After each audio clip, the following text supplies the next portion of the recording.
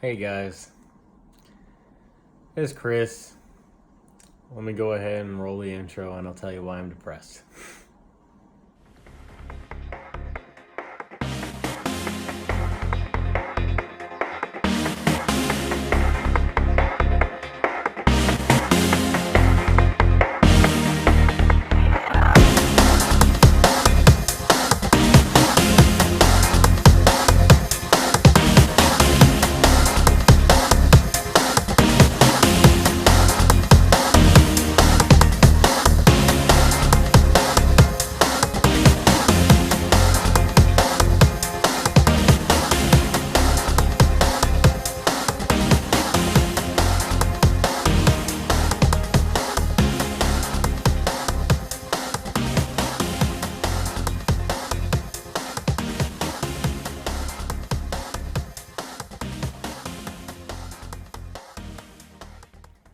Okay, so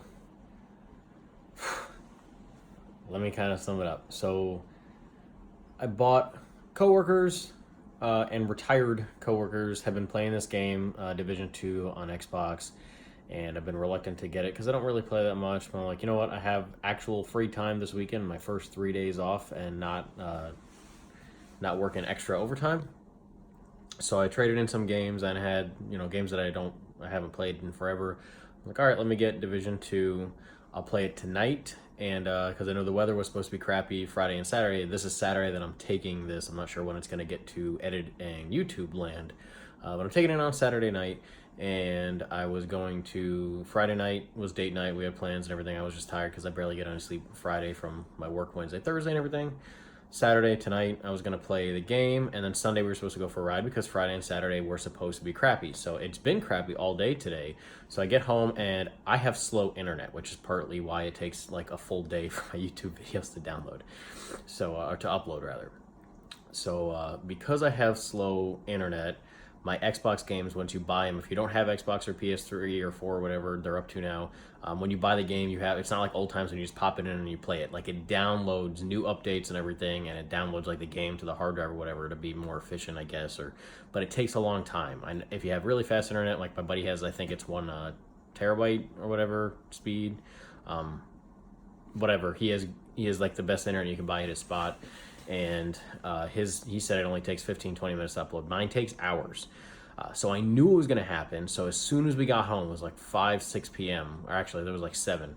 I put the game in the Xbox and I just made sure it started to download, and then we started doing other stuff. We made dinner, gave our son dinner and everything. So laid down, watched the movie. The wife was going to bed. I'm like, okay, I'll stay up and play a little bit. That way I'll get a little bit caught up and familiar with the game. That way, like the next time they play online together, I can at least be somewhat contributing and valuable. So I go to log on and it's like 24%. I'm like, what the hell? So I'm not sure if it just stopped downloading or I don't know what was going on. I thought it was done. I'm assuming it stopped because there's no way over the course of like 7 hours that it only had like 20 something percent, even 30 something percent. Anyway, so I finished editing one video and I'm waiting to upload it because that upload is going to take. It's for a different my holster page. That video is going to take forever to upload, so I don't want to stress my internet out and take like 3 days to download it. So I'm just letting it download. I'm like, all right, I wasn't planning on going for a ride tonight. Maybe I'll just take a ride, go to the post office. I got something to drop off. I'll go to that and I'll just go downtown area real quick, just get some like background footage because it's all lit up and stuff, and it's kind of cool to look at as like a background video on the bike. I literally, like, I just put on my shirt, I put on my pants and my boots, and I hear pouring rain, like as I'm about to put my helmet on and my jacket. Pouring rain, like it sounds like shh. And that's why I'm depressed. So this was going to be kind of a background video maybe tonight, or it is going to be a background video. This is pretty much the intro to it. I didn't know what I was going to work it out, but I wanted to talk about what happened with my car and post it. So that is going to be this video, I guess. I'm gonna try to see if I have any kind of old usable background footage. My GoPro is older and it's not very good with low light, so I'm not sure how good that's gonna be for Giant Pikachu. I will maybe post a story about that later. I actually took this big ass Pikachu on the back of my old Dyna with my wife too. So it's not heavy, but it's gigantic. It's like probably 4 feet, 4.5 feet tall, and it's big around. And it's not squishy. It's like real like dense. It's almost like a balled up styrofoam in there. Anyway, back on track. So yeah, something happened with the car. I'm gonna check if I have any usable background footage of like my night rides. I ride mostly at night because I work night shift and I have a kid, so I can't ride when my wife's at work. I have to ride when everybody's asleep. So now I guess I'm gonna edit this video and post it either hopefully Sunday or Monday at the latest, and you guys will see this. So yeah, I could ride, but I rode when it's wet, when I used to only have bikes and no cars, and it's just not worth it. So I guess I'm gonna get all my stuff off and change back into my PJs and hope by some miracle that my Xbox game downloads by the time this is done. So anyway, now I'll just go into my car vlog kind of thing, and if you see motorcycle shots of just like kind of cruising, then that means I had usable footage. So enjoy. Howdy. Okay, so right now I'm on my way to AutoZone. Let me back up. I touched on it, but I always have issues with my car when we go to Orlando. I believe it's been 3 times. So the first time we went up, I went up with my mom and my wife and Potato Boy, and we had like a construction car in front of us, construction truck, and they had a hard hat fall off the back and came. There was literally nowhere to go. It was a packed highway. There was no. I'm thankful that it didn't hit my windshield. It would have shattered. It would have spiderweb. Whole windshield would have been. I probably wouldn't have been able to see out of it at all. But it was a hard hat. Obviously, we were going like 70, 75 miles probably. Came down, hit my hood, and then bounced over my car. Thankfully, so pulled over, got that taken care of. But it was still a stress. So that was the first time I've taken this car to Orlando. This car's only 3 years old. The second time I took this car to Orlando was for our anniversary weekend. We went to Universal and stuff. That was in February of this year, 2019. And sometime in the trip, I got a crack in my windshield, and it just developed into a long, like 2.5 feet long crack, and kind of went down one way too. So I had to get my windshield replaced. It was my first windshield. It was free per the insurance that we have and everything. So again, not that big of a deal. However, a stress and just something else that went wrong. So this time we were joking, like, what's going to happen with the car 3 out of 3 times, Before we left for Orlando, we left on July 5th. The July 4th, the night of July 4th, we went to Kayla's parents' friend's house. Super nice house. Anyway, on the way there, this car has a real-time all 4 tires notification for tire pressure, and I get a tire pressure, like, hey, your tire pressure is low. So I switch the screen to all 4 tires to look, and sometimes it happens like if I just haven't kept up with it as much as I should, and maybe one's like 1 psi below what the cutoff for the normal range is. All I do is fill it back up, and then it's fine. Over time, tires lose air pressure. So that's what I was hoping it was, because that's happened 2 or 3 times since I've got it, especially like cold mornings or whatever. It wasn't cold, but I was hopeful. And my tires, I believe they're like 32 or 34 psi, maybe even 33 psi, somewhere in the low 30s. And this one tire, it was my driver's side rear tire, was at like 28. And I'm like, okay, that's pretty low, but fingers crossed that it's not that bad. So let's find out.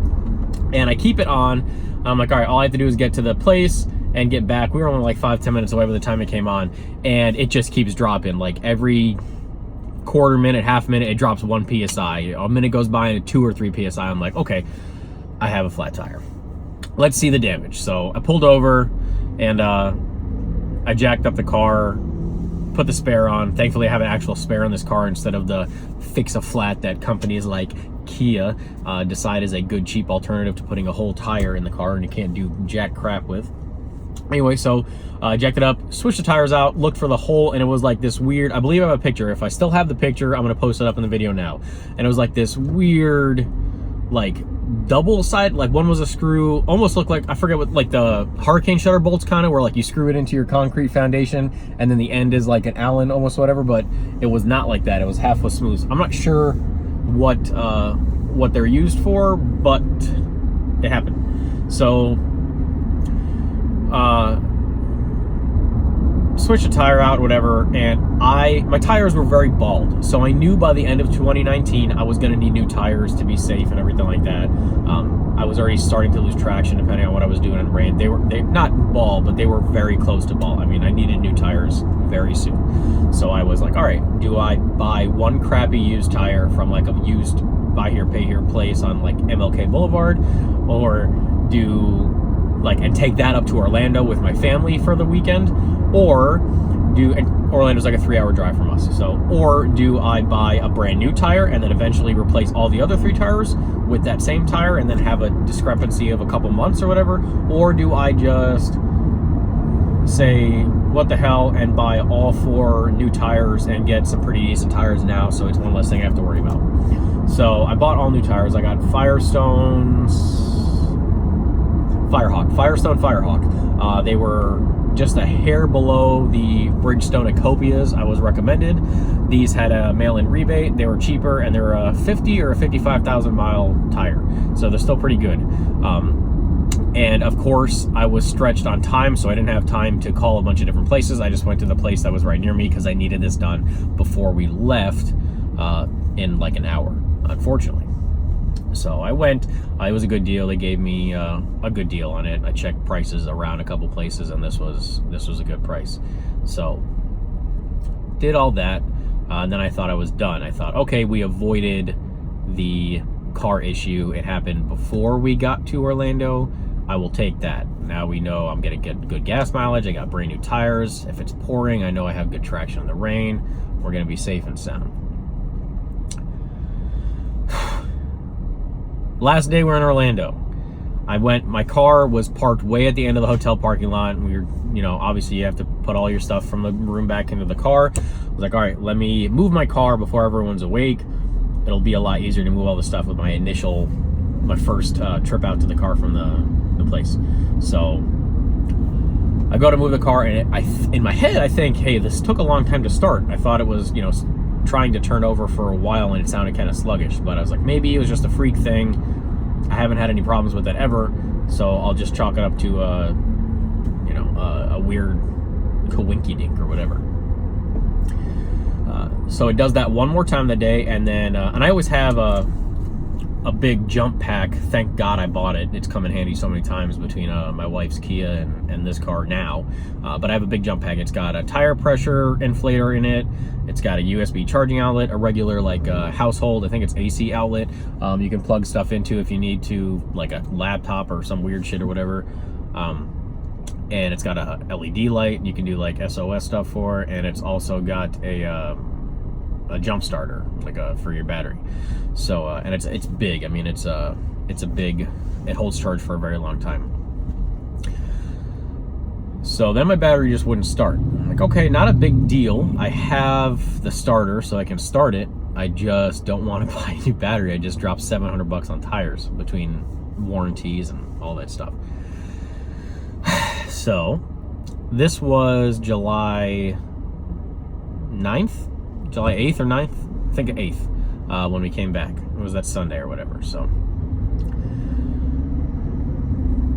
needed to use that to start it the last 2 times in between our stops on the way home to pick up the dog and go and get something to eat and everything. So that was that. I was like, all right, I guess I'm gonna need a new battery now.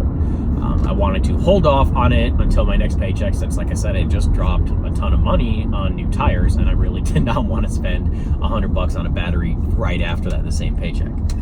So I was waiting, I'm waiting, and the battery starts like fixing itself. So after a while, it like didn't do that anymore. So it would actually start. Sometimes it was sluggish to start, sometimes it wasn't. So I'm like, all right, well, let me ride this out as long as possible so I don't have to spend more money on a battery when I can ride this out for another month or two. And as of recording this, it is August 2nd. So I waited almost a full month, and now it's gotten a combination of why I'm getting a new battery today. The first part of it is because this battery is dead. It's not like fixing itself anymore. It's like every time I go to start it, it's like pretty much completely dead. Like this morning I went to start it and I had to do the jump pack. And now my check engine light is on, and I hope that that's just related to weird stuff going on with the battery. That, and I've been reading up on it, and if your battery will not hold a charge anymore, which obviously there's probably like a bad cell or something with this battery, it's just not holding a charge, because I believe my alternator is okay. I mean, it's driving as soon as I jump start it, it's fine, it never shuts off. So if your battery can't hold a charge, your alternator winds up working, you know, twice as hard or whatever, and stresses other components of your electrical work in your car, and that's not good for longevity. So it's a new car, I really want to take care of it. I do everything up to date on it.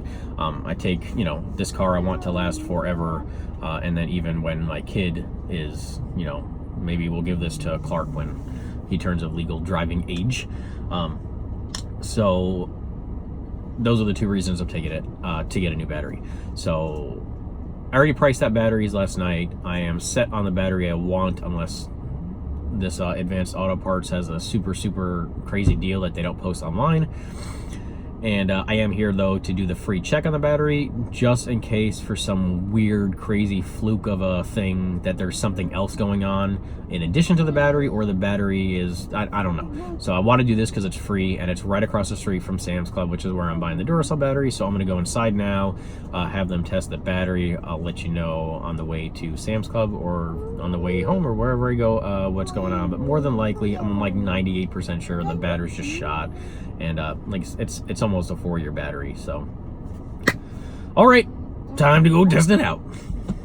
Okay, so I'm back. It was kind of odd.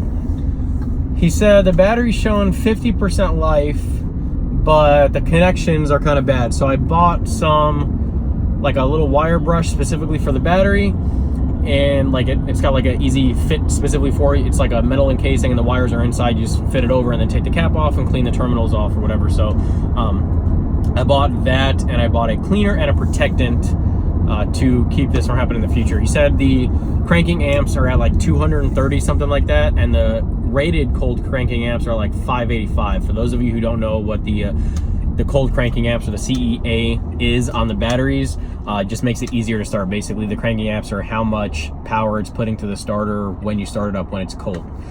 So obviously the more the better, pretty much. And if it's rated at 585 and it's putting out 230 something, that may be the issue. It may just be, you know, I know these new Camry engines are relatively efficient compared to years and years ago, so maybe the compression ratio is just a little bit higher than normal and the starter just needs a little extra juice or whatever. He said he would recommend buying a battery if I got bugs all in my hat, dude. There's bugs everywhere, man. Florida. So he said he recommends buying a battery if I have the money, which I don't have the money. I don't have the money for anything. But he said recommends buying the battery if I have the money. If not, maybe I can make it a little bit longer. But we're at half cranking amps. The battery's almost 4 years old. I'm just gonna go ahead and buy a new battery at Sam's Club for pretty cheap. So heading to Sam's Club now. The next time you'll see me, unless something weird happens at Sam's, is at home, and I'm going to show you how to, or not show you how to, but show you what I do to clean up the terminals and everything on the battery to make sure that it is protected for a longer time span. So I'll see you guys back at the house. Alrighty, so I got the new battery. We're home. I'm going to get the old battery out and do a quick time lapse, and I'll be back when the battery is ready to be pulled out.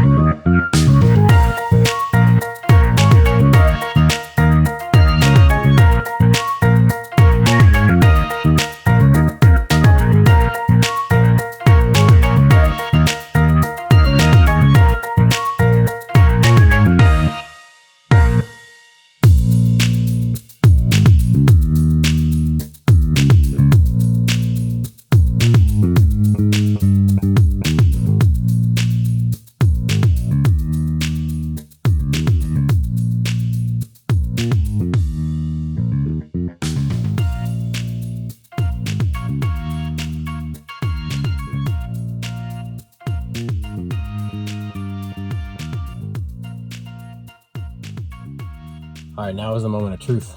Sorry if the audio during the battery install was kind of poor. I was using the mic, the lav mic that I used in my last video, put a little bit farther down on my shirt because the last one was like, the gain was too high and there's no way to adjust it on the phone.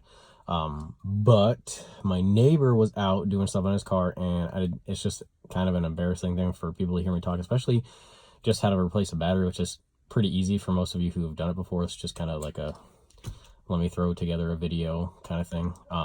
But it's more weird because my neighbor is a mechanic. He owns his own shop and everything. So, okay, moment of truth. Let's go ahead and start the car.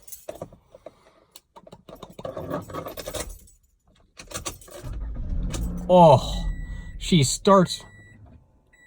Okay, well, she did start up. Now she does not. Check charging system. Maybe I just let it go too soon. Maybe I let it go too soon. Maybe I let it go too soon. It started really fast. I don't know if that's just because I'm used to a pretty much dead battery for the past month or what. So yeah, super easy. This is the first time I've cleaned the terminals before. I've done battery installs before, but I've never cleaned the terminals and put that protectant on it. I always wear gloves whenever I'm working with like anything in the car, because I just don't need all that unnatural chemicals on me, especially because I have a 2.5-year-old, almost 3-year-old in the house that is constantly touching everything. So not only am I touching him, but if I touch something, he touches it, and I have stuff. So I always wear gloves for everything. They're super cheap. So yeah, start it right up just in case. I'm going to shut it down, start it again. Ooh, super fast. Yeah, I think I got excited and I let go of the key too soon. Okay, so the battery I got is a Duracell. I'm not opening the hood again. You probably saw when I was doing the video. It's 700 something. I think it's like 735 cold cranking amps. And the battery that was in the car is 585, I believe it was 500 something. I'm pretty sure it's 585. What that means is it should start quicker, should start more efficient, and put less of a strain on the battery. 3-year warranty, free replacement, like unlimited replacements. I mean, as long as it's not an issue with me or the car, like if it's just a battery or whatever, 3 years free replacement, which is pretty much a normal lifespan of a battery anyway. So that's not something that's like super fantastic, but it's good to have. And $110 out the door for this battery.